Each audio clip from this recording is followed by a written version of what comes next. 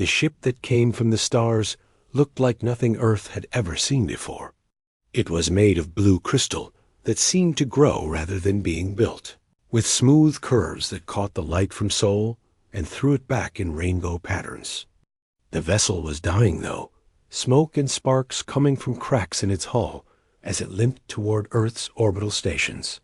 Ambassador Keflara stood, 7 feet tall with skin, the color of deep ocean water, and 4 arms that moved with grace even. As her ship fell apart around her, crystal growths ran along her spine like a ridge of diamonds, and when she spoke, her voice carried musical notes that made humans think of wind chimes. She had traveled farther than any of her people had ever gone, using the last working ship in her fleet to reach this small blue world at the edge of known space. The meeting took place in Geneva, in the great hall where Earth's leaders gathered. Representatives from every nation sat in curved rows, their faces showing wonder and fear as they looked at the alien who had come so far to see them. Keflara's translator device worked well enough, though it sometimes made her words sound strange, like music being forced through a radio. "My people are dying," she said, her 4 hands moving as she spoke, creating patterns in the air that meant something in her culture. "The Vrex have come to our worlds with ships that eat planets and weapons that turn our children into food for their war machine. We have tried everything we know, but nothing stops them."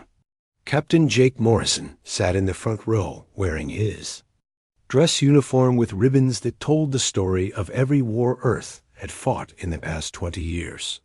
Next to him, Dr. Lisa Carter took notes on a tablet, her eyes wide as she studied the aliens' biology. They had been Earth's first contact team when the Zephyrians found humanity 15 years ago, back when Earth was considered too young and violent to join the galactic community. "How many of them are there?" President Helen Rodriguez asked from her seat at the center of the curved table. She was a small woman with gray hair and sharp eyes that had seen Earth through 3 different alien first contacts. Keflara's crystals dimmed, which the humans had learned meant sadness in her people. "We do not count them as you count things. They are like a swarm of insects, but each insect is the size of your largest ships. They cover star systems like a disease, eating everything that lives and making more of themselves from what they consume." She activated a device that projected images into the air above the assembly. The humans saw worlds that looked like Earth, with blue oceans and green continents. But in the next image, those same worlds were gray and lifeless, their surfaces covered with black structures that pulsed like living hearts. "This was Nexarus Prime," Keflara said, pointing to the dead world. 5 billion souls lived there. Artists, scientists, children who had just learned to sing. The Vrex came, and in 3 days, everything was gone. Not just dead, but consumed.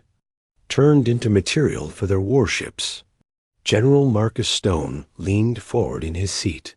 He was a big man with scars on his hands from wars fought with bullets and bombs, and his eyes showed the kind of hardness that came from making decisions.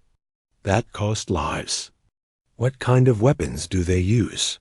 "They do not use weapons as you understand them," the ambassador replied. "Their ships are alive, grown in vast pools of genetic material. They shoot pieces of themselves that burrow into our vessels and eat them from the inside. Their ground forces are creatures bred for war, with claws that cut through our hardest metals and acid that melts our strongest barriers." Dr. Carter looked up from her notes. "What about their weaknesses?" "Everything that lives can die." Keflara's 4 arms drooped, a gesture the humans recognized as despair. "We thought as you do. We sent our greatest scientists to study them, our best warriors to fight them, our wisest leaders to negotiate with them. The Vrex do not negotiate. They do not take prisoners. They do not even seem to understand that other forms of life have value beyond what they can consume."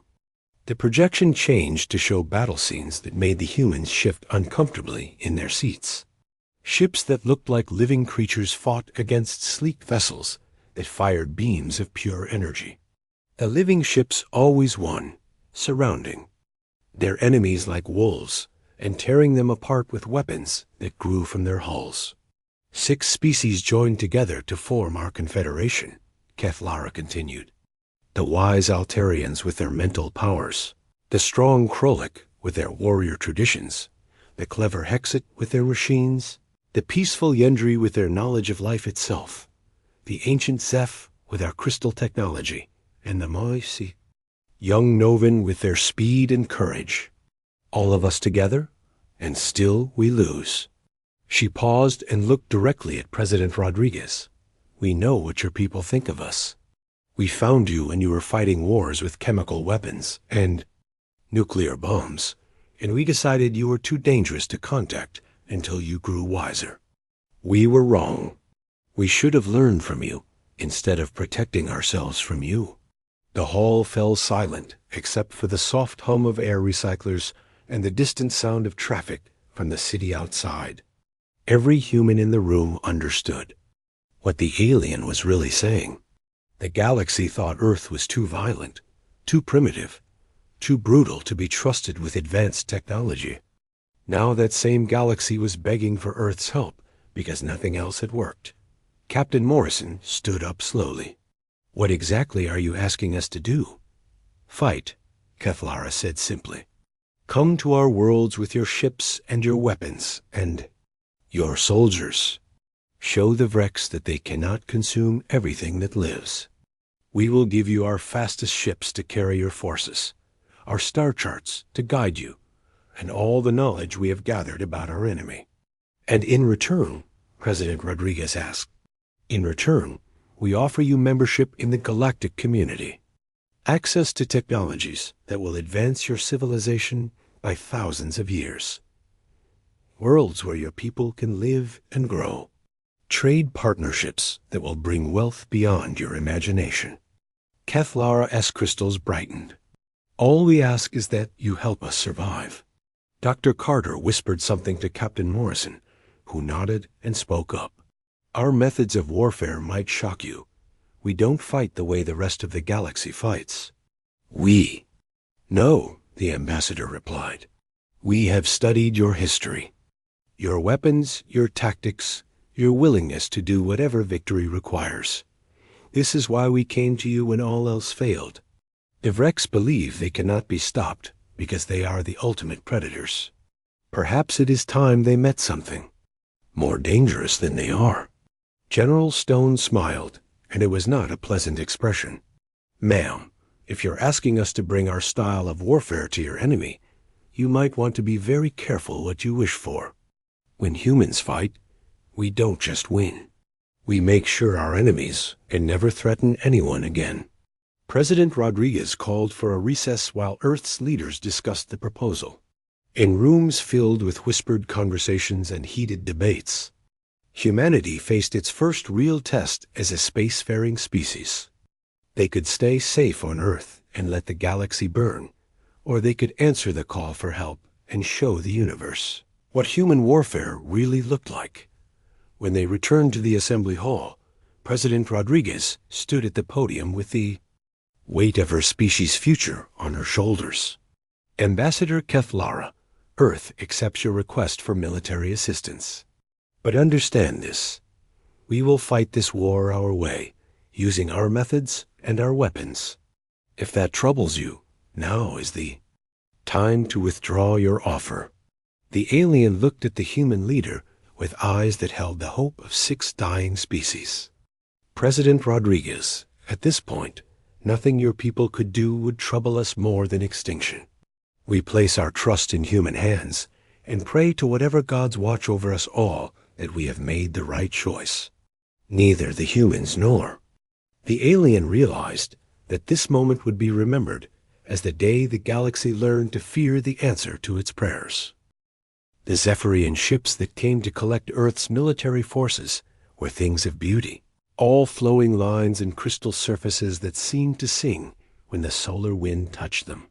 General Marcus Stone stood on the loading dock watching human equipment being transferred to the alien vessels and shook his head at what he saw. The Zephyrians had made their cargo holds to carry their own graceful technology, not the brutal machinery that Earth called weapons of war. Crate after crate of human military equipment disappeared into the crystal ships. Assault rifles that fired depleted uranium rounds, missile launchers that could punch through tank armor, chemical weapons that had been banned on Earth but never thrown away, and cases marked with symbols that made even seasoned soldiers nervous. Dr. Alan Pierce supervised the loading of his special containers, each one sealed with biohazard warnings in 12 different languages. "I still think this is madness," said Dr. Lisa Carter as she watched Pierce's people load another container onto the transport. "We're taking diseases into space that could kill every living thing we encounter." Pierce adjusted his glasses and checked his tablet again. "The Vrex are organic, which means they can get sick just like anything else that lives. The Zephyrians gave us samples of Vrex tissue, and I've been working on something special for our new friends." He smiled in a way that made Carter step back. "Trust me, the Vrex are going to wish they had never heard of Earth." Captain Ryan Collins walked up the ramp to his new command, a human destroyer that had been modified to work with Zephyrian technology. The U.E.'s Devastator looked like a knife made of steel and anger compared to the flowing beauty of the alien ships around it. Every surface was covered with weapons, sensors, and armor that had been designed by people who understood that space was not a friendly place. "Sir," Lieutenant Sarah Bennett called out as she ran up to him, "the Zephyrian War Commander wants to speak with you about our weapon systems. He seems concerned about something." Collins found War Commander Thex Moore standing in the Devastator's weapons bay, looking confused and worried. The alien was taller than most humans, with skin that changed color based on his emotions, and right now he was showing deep blue patterns that meant distress in his culture. "Captain Collins," Dexmore said in accented English, "I do not understand these devices. Where are your energy weapons, your particle beams, your plasma cannons? These metal tubes seem primitive." Collins picked up one of the railgun projectiles and held it out for the alien to examine. The piece of depleted uranium was smooth and heavy, designed to punch through armor using nothing but speed and mass. "Commander, this is a kinetic weapon. We accelerate it to about 30% of light speed and let physics do the rest." "But how does it penetrate energy shields?" Exmore asked, his skin shifting to confused yellow patterns. "It doesn't," Collins replied with a grin. "It ignores them completely. Your shields are designed to stop energy weapons, not solid objects. This little piece of metal will go right through your best defenses, like they aren't even there."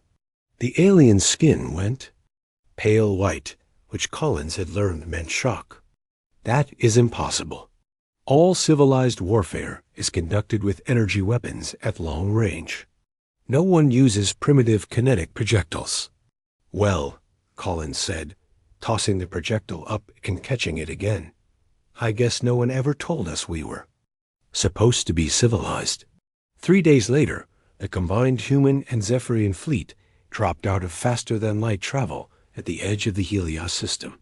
The star was red and dying, but 3 planets still orbited it, and on those planets lived the last free Zephyrian colonies. The Vrex had been attacking the system for weeks, and the defenders were barely holding on. The Vrex ships that came to meet them looked like something from a nightmare. They were organic, covered in what looked like black skin that pulsed with veins of red light. Some were shaped like massive squids with tentacles that could wrap around enemy vessels. Others looked like sharks with mouths full of weapons instead of teeth.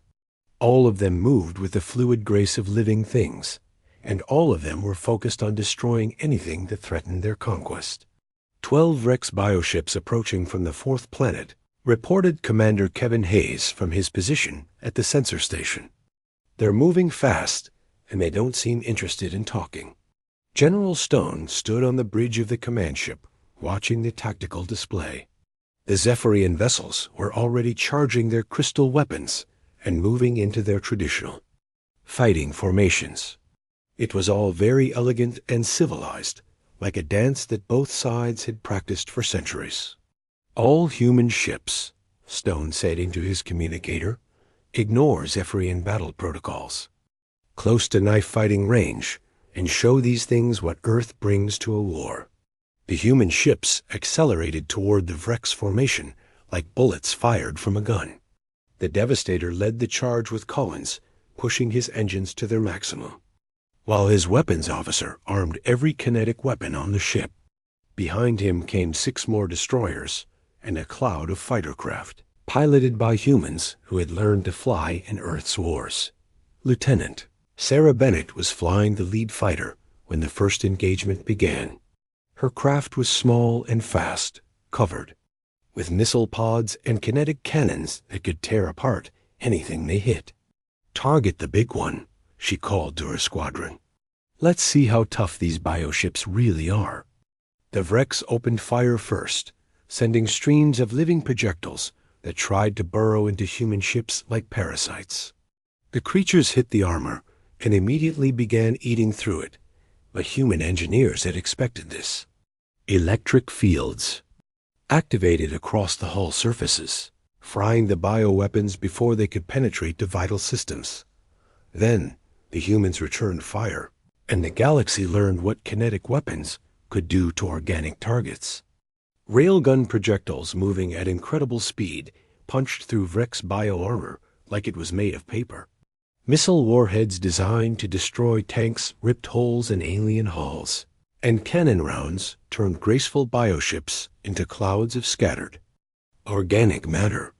"They're not even trying to dodge," Bennett reported as her missiles found their target.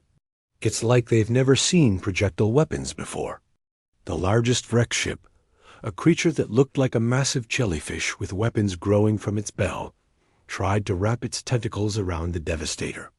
Collins smiled and ordered his crew to fire the ship's main gun, a rail cannon that could punch through a small moon. The projectile hit the bioship center mass and kept going, leaving a hole so large that the creature folded in on itself and died in seconds. But the real surprise came when Dr. Pierce's special weapons were deployed. Commander Hayes fired the first biological warhead from a safe distance, and the missile burst open to release a cloud of engineered viruses into space. The Vrex ships flew through the cloud without concern, their organic armor protecting them from what they assumed was another primitive kinetic weapon. The viruses began their work immediately. They had been designed specifically to target the genetic patterns that Dr. Pierce had found in the Vrex tissue samples, and they were very good at their job. Within minutes, the bioships began to show signs of infection. Their smooth armor developed spots and lesions, their weapons stopped working, and their graceful movements became erratic spasms. "What is happening to them?" War Commander Thexmore asked from his position on the Zephyrian command ship. His skin was cycling through colors, so fast it looked like a rainbow had gotten sick.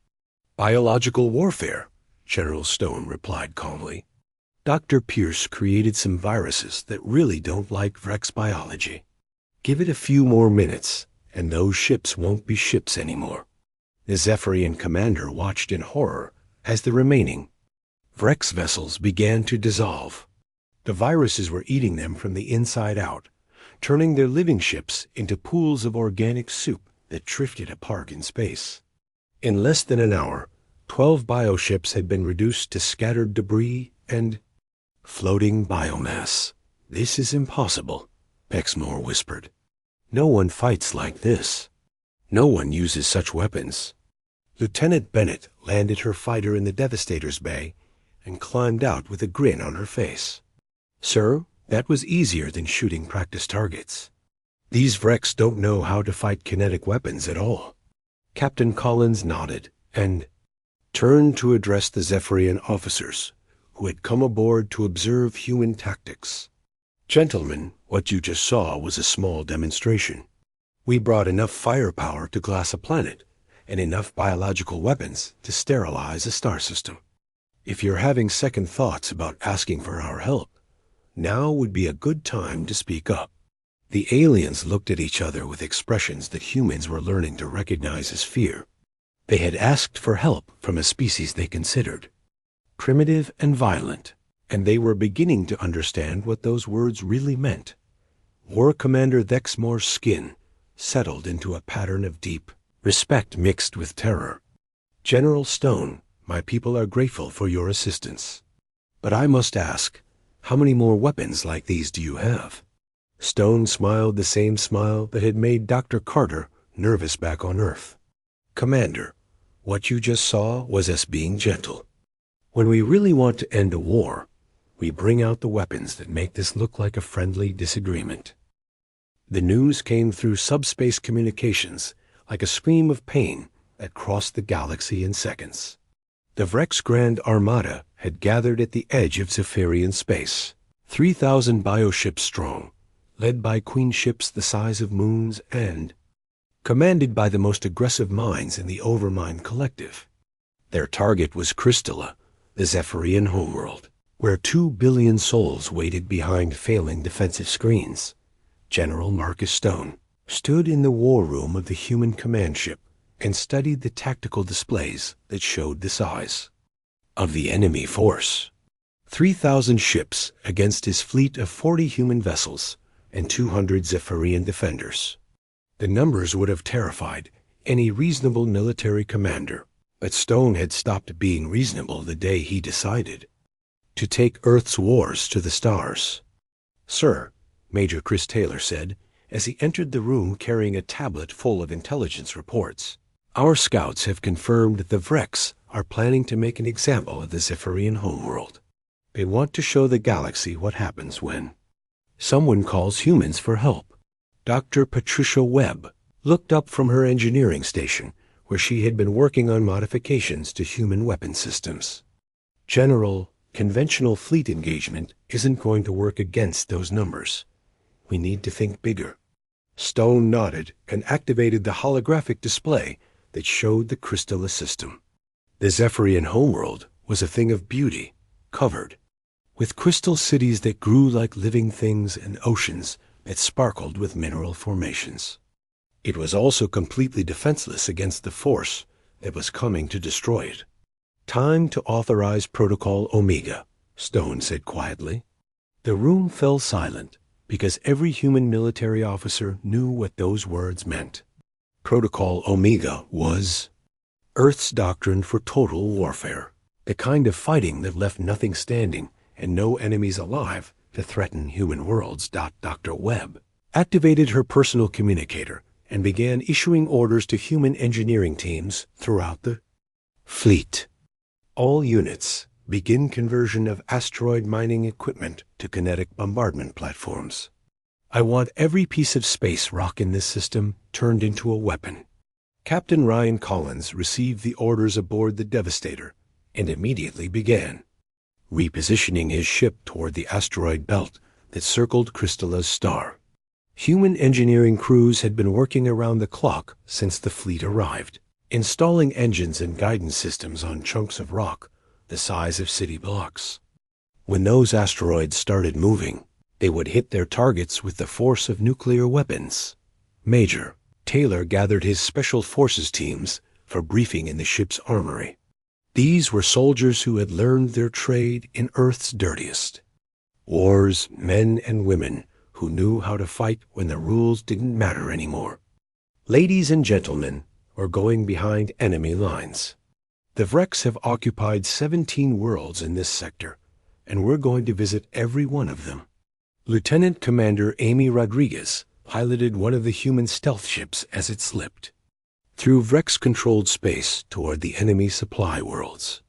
Her cargo hold was filled with Dr. Alan Pierce's latest creations, biological weapons that had been specifically designed to target Vrex reproduction and food production systems. The aliens thought their bioships were the ultimate expression of organic technology, but they were about to learn what human scientists could do when they stopped worrying about ethics. The first strike came without warning. Human stealth ships appeared in orbit around Vrex breeding worlds, and released clouds of engineered viruses into the atmosphere. The weapons were invisible and odorless, designed to spread through air and water until they reached every living Vrex organism on the planet. Within hours, the effect began to show. Dr. Pierce monitored the results from his laboratory aboard the command ship. "The reproductive viruses are working perfectly," he reported to General Stone. "Vrex breeding chambers are shutting down, their food organisms are dying, and their ship-growing facilities are producing deformed biovessels that can't survive in space." On the bridge of the Zephyrian flagship, War Commander Dexmore watched the reports coming in from human reconnaissance missions. His skin had settled into a pattern of colors that his people associated with witnessing something that should not exist. "General Stone, your forces have destroyed 3 Vrex world ships and 7 supply planets in the past 12 hours. How is this possible?" Stone looked at the alien commander with eyes that had seen too many wars. "Commander, your people fight like this is a game with rules. You use energy weapons at long range. You avoid civilian targets. You try to minimize casualties on both sides. The Vrex showed your people no mercy, so they'll get none from us." The turning point came when the Vrex attempted to counterattack. Human positions.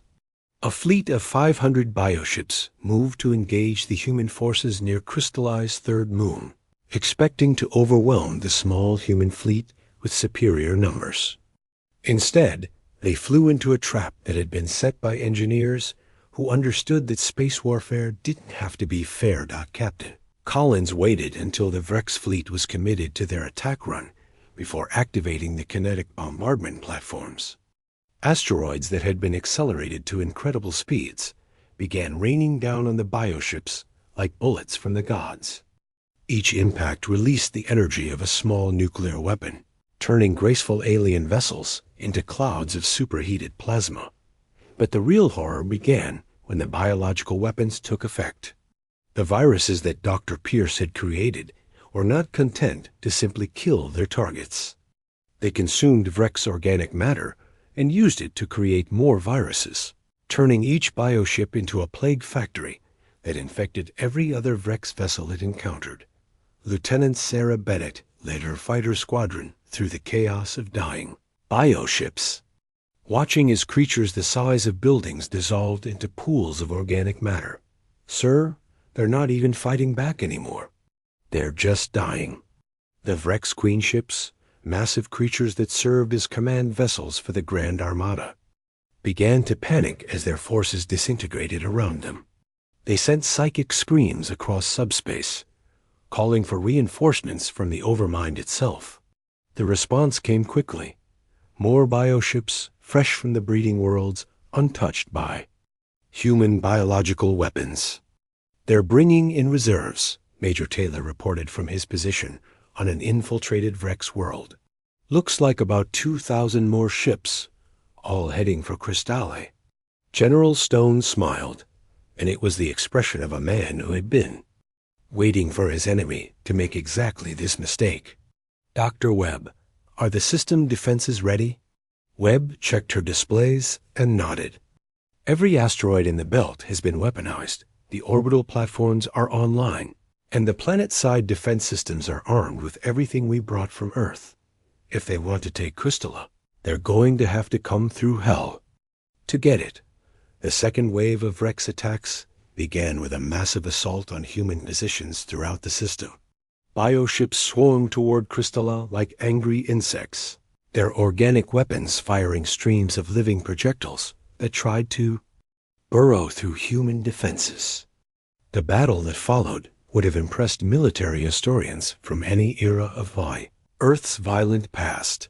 Human fighters engaged Vrex biocraft in dogfights that spiraled around crystal cities and through asteroid fields. Kinetic weapons turned space into a shooting gallery where solid projectiles moving at relativistic speeds turned even the largest bioships into expanding clouds of debris. The Zephyrian defenders, fighting alongside humans for the first time, learned what it meant to wage war without restraint. Commander Kevin Hayes coordinated the biological warfare campaign from his station on the command ship. Dr. Pierce, the new viral strains are showing excellent cross-species compatibility. They're jumping from Rex bioships to their support organisms, and even their food supplies. Pierce nodded as he watched the data streams showing viral spread throughout the Rex fleet. The beauty of biological weapons is that they do most of the work for you. Each infected bioship becomes a weapon that attacks every other Rex organism it encounters. The climax of the battle came when the largest Rex queen ship, a creature that dwarfed human dreadnoughts, attempted to land ground forces on Crystala. Itself, the bioship was covered with launch bays that could deploy millions of Rex warriors, each one designed to consume everything they encountered. Captain Collins brought the Devastator into close orbit and began raining kinetic projectiles down on the queen ship's hull. All weapons, continuous fire. Turn that thing into scrap metal. But the real killing blow came from an unexpected source. Dr. Webb had been working on a special project, a biological weapon that targeted the queen ships specifically. When the virus was deployed, it didn't just kill the massive creature. It turned its own biology against itself. The queen ship began to collapse from within as its own organic systems consumed each other in a feeding frenzy triggered by the engineered virus. Within minutes, a creature that had taken decades to grow was reduced to a falling mass of dying tissue that crashed into Crystala's ocean like a biological meteor. Ambassador Kethlara watched the battle from the safety of a Zephyrian command bunker and found herself questioning whether her people had made the right choice.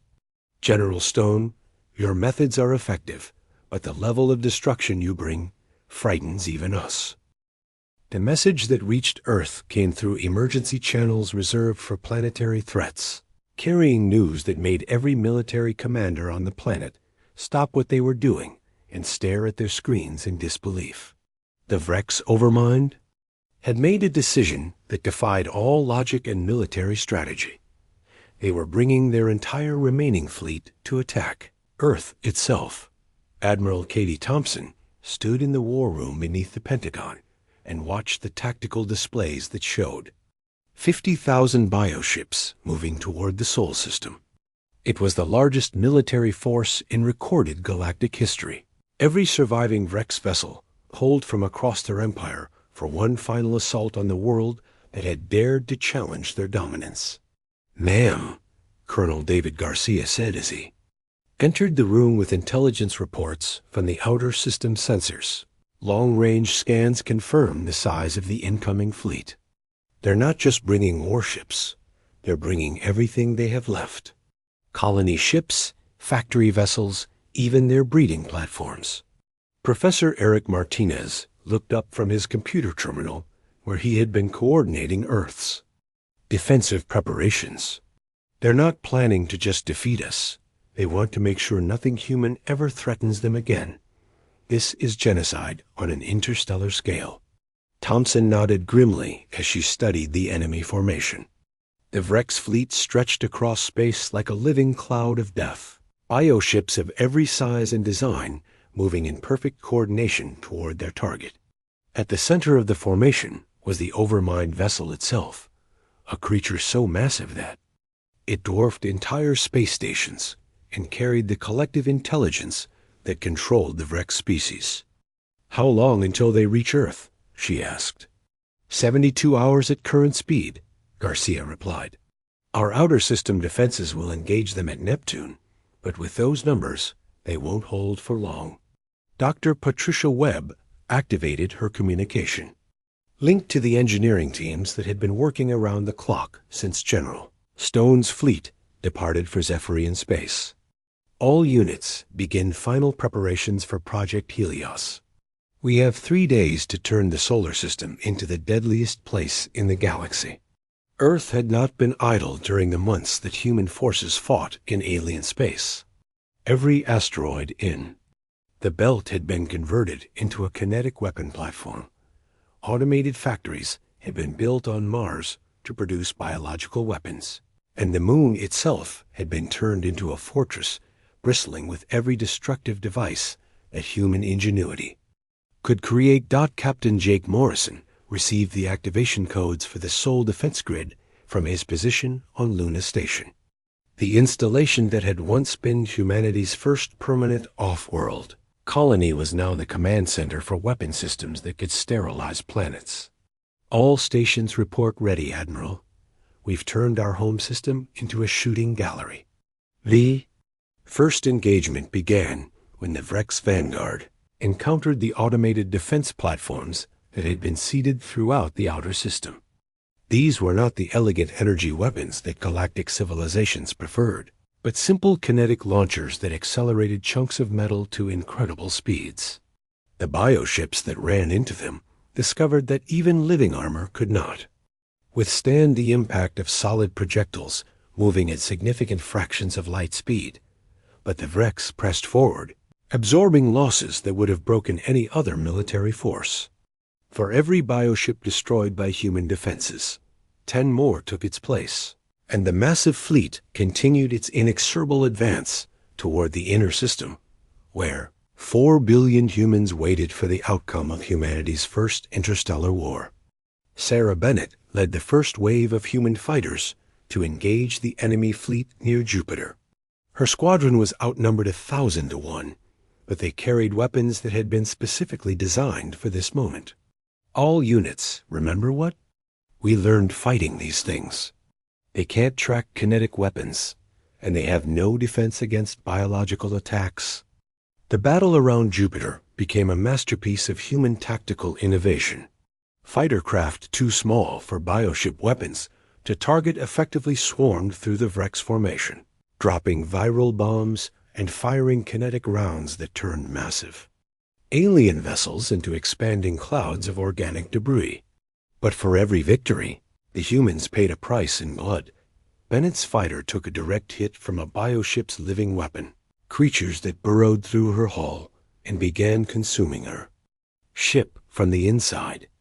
She managed to eject before the craft was completely devoured, but her parachute carried her toward Vrex vessel that immediately began trying to capture her for conversion into raw material. Colonel Garcia launched the Luna-based rescue mission that saved Bennett and dozens of other human pilots. But the cost was becoming clear. Even with their superior weapons and tactics, humanity could not win a conventional engagement against 50,000 enemy ships. Time to deploy the final option, Admiral Thompson said quietly. She activated the communication link that connected her to every human commander in the solar system. All units authorized deployment of the Omega Arsenal. Let's show these aliens what total war really means. Dr. Pierce's biological weapons had been deployed throughout the inner system, creating a cloud of death that would consume any organic matter that entered it. The viruses had been engineered to target Vrex biology specifically, but they were also designed to evolve and adapt to new targets if necessary. When the bioships entered the infected zone, they began dying immediately. The Vrex response was to accelerate their advance, hoping to reach Earth before the biological weapons could destroy their entire fleet. Queen ships the size of cities began launching ground assault forces while they were still millions of kilometers from their target, filling space with living dropships that carried warriors bred specifically to consume human flesh. Professor Martinez coordinated the deployment of Earth's most secret weapon. The planet's entire industrial capacity had been converted to weapons production, and now automated factories on every continent began launching missiles that carried payloads, more destructive than anything the galaxy had ever seen. The climax came when the IMAC overmined vessel itself entered Earth's defensive perimeter. The massive creature was larger than most moons, its surface covered with weapons that could destroy continents and filled with the collective intelligence of an entire species. It began broadcasting psychic commands that tried to overwhelm human minds and turn Earth's defenders against each other. Captain Morrison volunteered for the mission that would determine the outcome of the war. His ship, a human dreadnought loaded with every biological weapon Dr. Pierce had created, accelerated toward the Overmind on a collision course that would deliver Earth's final message to the Vrex species. All human forces, this is Captain Morrison. He broadcast as his ship approached the alien command vessel. Whatever happens next, remember that we fought for our home and our children. Earth will never bow to alien conquerors. The collision between Morrison's ship and the Overmind created an explosion that was visible from Mars. The biological weapons spread through the massive creature's body like fire through dry wood, consuming the collective intelligence that had controlled the Vrex species for millions of years. The death scream of the Overmind was broadcast across every psychic frequency in the galaxy, carrying with it the final thoughts of a species that had ruled through terror for longer than human civilization had existed. With their central intelligence destroyed, the remaining Vrex bioships began to malfunction and die. Ships that had operated as a coordinated fleet became individual creatures trying to survive in a hostile environment, and the biological weapons that permeated the solar system made survival impossible. Within hours, the largest military force in galactic history had been reduced to floating organic debris. Admiral Thompson stood on the observation deck of Luna Station and watched as the last Vrex vessels dissolved in space. The solar system was filled with the remains of 50,000 bioships, and Earth itself was surrounded by a cloud of biological weapons that would kill anything organic that approached the planet. "We won," Colonel Garcia said quietly, but his voice carried no joy. "We actually won." Dr. Webb looked at the sensor readings that showed the extent of the biological contamination. "We won, but at what cost? Those viruses are still active, still evolving. We may have made our home system uninhabitable for any alien species." The victory celebration on Earth was muted by the realization of what humanity had done. They had not just defeated the Vrex, they had committed genocide on a scale that the galaxy had never seen. An entire species that had existed for millions of years had been wiped out in a matter of hours by weapons designed by a civilization that had barely learned to leave its home planet. President Helen Rodriguez addressed the planet from the White House. Her words carried to every human settlement in the solar system. Today, humanity faced extinction and chose to fight rather than surrender. We have shown the galaxy that Earth will never be conquered, but we have also shown them what we are capable of when threatened. The aftermath of the battle left Earth's solar system changed forever. The biological weapons that had saved humanity from the Vrex continued to evolve and spread, creating a quarantine zone that would prevent any alien species from approaching Earth for generations to come. 3 months after the Battle of Sol, the galaxy was a different place. Where once the Vrex Dominion had controlled nearly half of known space, there was now only silence. Dead worlds drifted through the void, their surfaces scoured clean by. Biological weapons that had consumed everything organic and then consumed themselves. The most powerful empire in galactic history had been reduced to scattered debris floating in the darkness between stars. Ambassador Keflara stood on the bridge of her diplomatic vessel as it approached Earth's solar system, but she was not coming to celebrate humanity's victory. The crystal growths along her spine had dimmed to almost black, a sign of deep mourning in her culture, and her forearms moved with the slow grace of someone carrying a terrible burden. The Zephyrian Confederation had survived. Their worlds were safe, and their children would grow up free from the threat of Vrex consumption. But the price of that freedom had shaken every member species to their core. The humans had not just defeated their enemy, they had erased them from existence so completely that future archaeologists might doubt the Vrex had ever existed at all. "Ma'am," her communications officer said quietly, "we're receiving a transmission from Earth Defense Command. They're directing us to Luna Station for the meeting." Keth Lara nodded and watched as Earth grew larger in the viewport. The blue world looked peaceful from space, but sensor readings told a different story. The entire solar system was saturated with biological agents that would kill any non-human organism within hours of exposure. Humanity had turned their home into a fortress that no alien species could ever approach again. President Helen Rodriguez waited in the conference room on Luna Station with the same expression she had worn during the darkest days of the war. Around the table sat the military commanders who had orchestrated humanity's victory. Admiral Katie Thompson, General Marcus Stone, Colonel David Garcia, and Dr. Alan Pierce. They looked like people who had won a war but lost something essential in the process. Ambassador, Rodriguez said as Keflara entered the room, "Thank you for coming. I know the journey here was dangerous for your people." The alien diplomat took her seat carefully, her environmental suit protecting her from the biological agents that now permeated even Luna's atmosphere. "President Rodriguez, my people are grateful for what you have done. The Zephyrian Confederation exists because of human sacrifice. But we must speak honestly about what comes next." Dr. Pierce activated his tablet and displayed the latest reports from former Rex space. The viral agents we deployed have spread beyond our original target parameters. 17 Rex worlds have been completely sterilized, and the biological contamination is still advancing through their former territory. "How far will it spread?" Keflara asked, though her tone suggested she already knew the answer would be disturbing. Pierce replied, "The viruses we created were designed to evolve and adapt. They're no longer under our control, and they may continue spreading until they encounter environmental barriers or run out of organic matter to consume." General Stone leaned forward in his chair, his face showing the weight of decisions that had seemed necessary during the war, but now appeared monstrous in peacetime.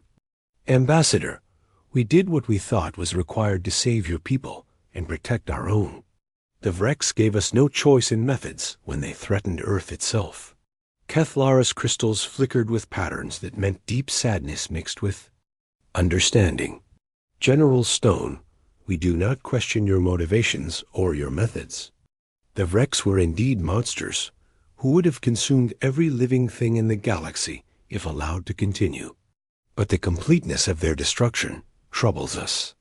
She activated her own display device, showing images of dead Vrex worlds where nothing remained but empty cities and silent structures. "Your species has achieved something unprecedented in galactic history. You have committed perfect genocide, erasing not just the Vrex military, but their entire civilization, their art, their knowledge, their unique perspective on existence." Admiral Thompson spoke up from her position at the table.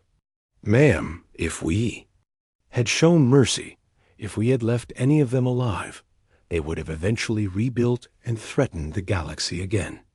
We made sure that could never happen. And that," Keflara said softly, "is what frightens the rest of us." Dr. Lisa Carter, who had been silent throughout most of the meeting, finally spoke. "We've been monitoring communications from across the galaxy. How are the other species reacting to news of our victory?" The ambassador's environmental suit could not hide the way her shoulders sagged with exhaustion. "Dr. Carter, the reaction has been complex. Every species that suffered under Vrex aggression is grateful for their liberation. But every species capable of abstract thought is terrified of what humanity might do if they ever consider another race to be a threat." She activated another display showing star charts, marked with different colored zones. "The Galactic Council has established these containment boundaries around human space. No alien vessel is permitted to approach Earth or any human colony, and human ships are restricted from entering most civilized systems." President Rodriguez felt something cold settle in her stomach. "They're quarantining us." "Not quarantining," Keflara corrected gently. "Protecting themselves. The council members have seen what human warfare looks like, and they have concluded that your species is too dangerous to interact with under normal circumstances. Colonel Garcia laughed bitterly. So we saved the galaxy from the Vrex, and our reward is exile. You saved us from extinction, the ambassador replied, but you also showed us what extinction looks like when humans decide to deliver it. The council members are not ungrateful, but they are practical. They know that peaceful coexistence requires trust, and they cannot trust a species capable of creating weapons that consume entire civilizations. Dr. Pierce stood up and walked to the window that looked out at Earth. The viruses are still evolving. I've been tracking their development, and they're becoming more efficient at targeting organic compounds. In a few more months, they might be capable of consuming plant life, atmospheric bacteria, even the organic components in soil. Are you saying we might have poisoned our own planet? Admiral Thompson asked. I'm saying we created something we don't understand and can't control. Pierce replied. We opened a door that we may not be able to close again. The room fell silent as the implications of his words settled over the gathered humans. They had won their war against the Vrex, but the weapons they used to achieve victory might ultimately destroy the world they had fought to protect. Kethlara broke the silence with words that would haunt human civilization for generations to come. There is something else the Council asked me to tell you. The Vrex kept extensive records of their conquests, and we have been studying them to understand how they operated. She paused and seemed to gather herself before continuing. The Vrex were not evil as your species understands the concept. They were simply following their biological programming to consume and reproduce.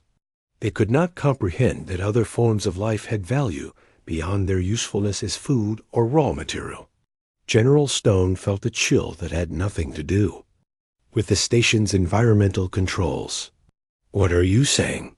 I am saying that from the perspective of every other species in the galaxy, humanity's actions during this war were indistinguishable from Vrex behavior. You identified a threat to your existence, and you eliminated it completely, without regard for its right to exist or the value of what was lost. The ambassador stood and prepared to leave, but she had one final message to deliver. A council has asked me to inform you that humanity is welcome to remain in your solar system, but you are no longer welcome in galactic civilization. Your species has proven that it possesses the capability and willingness to commit perfect genocide, and that makes you too dangerous to trust. President Rodriguez felt the weight of her species' future settling on her shoulders. And if we refuse to accept this isolation, if we decide to rejoin galactic society by force, Kethlara's crystals flashed with patterns that meant absolute certainty. Then the Council will do to humanity exactly what humanity did to the Vrex. They will unite every species in the galaxy against you and ensure that Earth becomes as silent as the Vrex homeworlds. After the ambassador departed, the human leaders sat in silence for a long time. Outside the conference room windows, Earth hung in space like a blue jewel, beautiful and terrible in its isolation. They had answered a cry for help and brought total destruction to their enemies, but in doing so, they had become something that their former allies could no longer tolerate. Dr. Pierce returned to his laboratory and stared at the containment units that held samples of the evolved viruses. We saved the galaxy, he whispered to himself. But what did we become in the process? The final transmission from the departing Zephyrian fleet was picked up by monitoring stations throughout the solar system.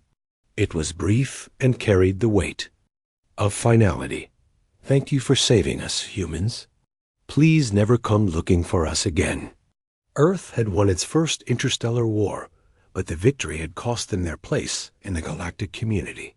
They had proven that sometimes the cure could be more frightening than the disease, and that answer would echo through the cosmos for millennia to come.